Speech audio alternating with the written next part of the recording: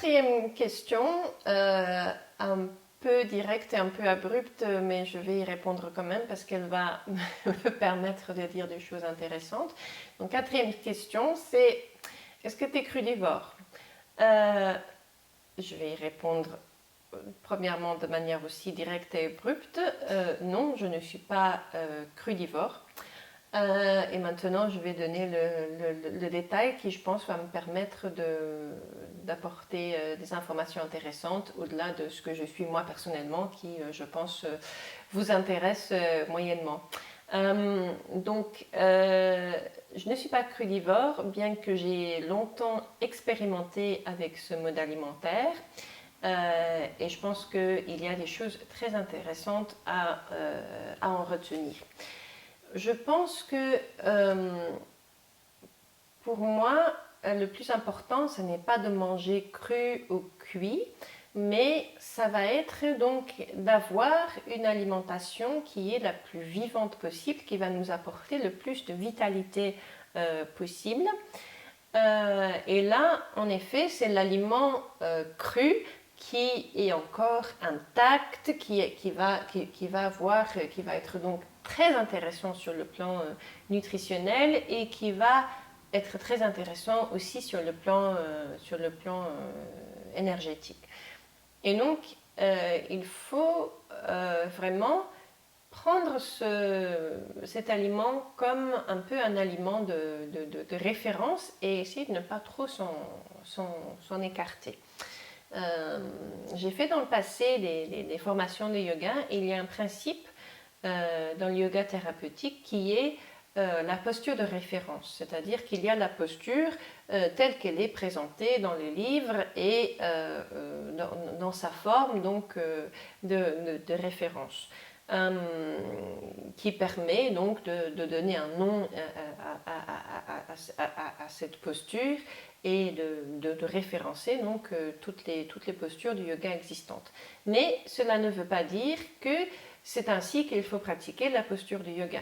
Il faut pratiquer la posture du yoga de la manière qui répond à vos besoins. Et donc pour cela, il va falloir peut-être intensifier davantage cette posture de référence, la rendre encore plus difficile, ou il va peut-être falloir la modifier pour ne pas vous faire mal, mais quand même tirer les bienfaits que cette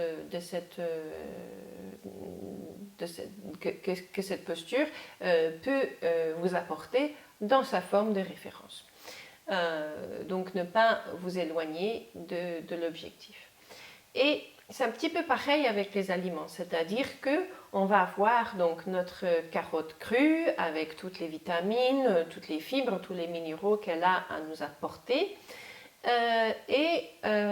mais on ne va pas forcément pouvoir digérer cette carotte à l'état cru si notre système digestif est fragilisé. Ou on ne va pas simplement forcément vouloir manger tout le temps des carottes crues. On peut aussi aimer le goût des carottes cuites, donc on peut avoir aussi un besoin mental, émotionnel de manger la carotte dans un autre état. Mais c'est la carotte crue qui est notre point de référence en matière nutritionnelle. Et donc on va chercher à préparer cette carotte crue de la manière qui va nous éloigner la moins possible de ce qu'elle peut nous apporter à l'état cru, donc qui est l'état de référence.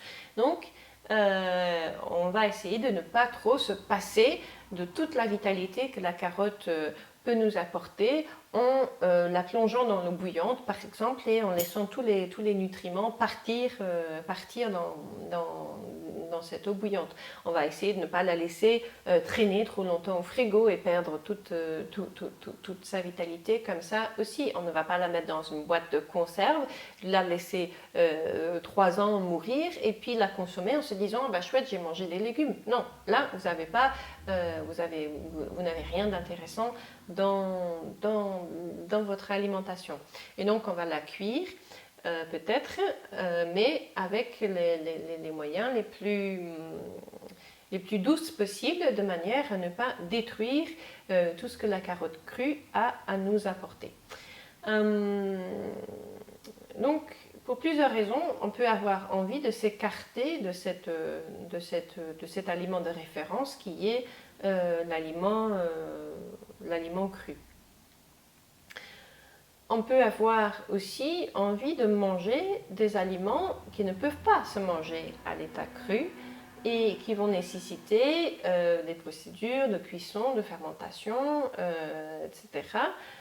Et le fait de se passer de ces aliments-là va provoquer soit une déficience au niveau nutritionnel ou soit un manque sur le plan mental et émotionnel. Et ce manque à ce niveau-là est aussi important, sans parler d'utiliser son alimentation pour compenser le stress et manger n'importe quoi, etc. Il est aussi important quand même au quotidien d'avoir une alimentation qui va nous nourrir simplement sur tous les plans.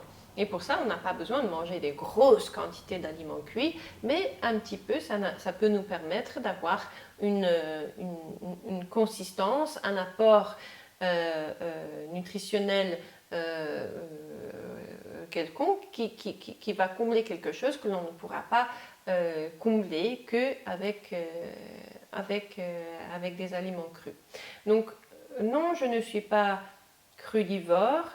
Pour moi personnellement, ça n'est pas une approche alimentaire vraiment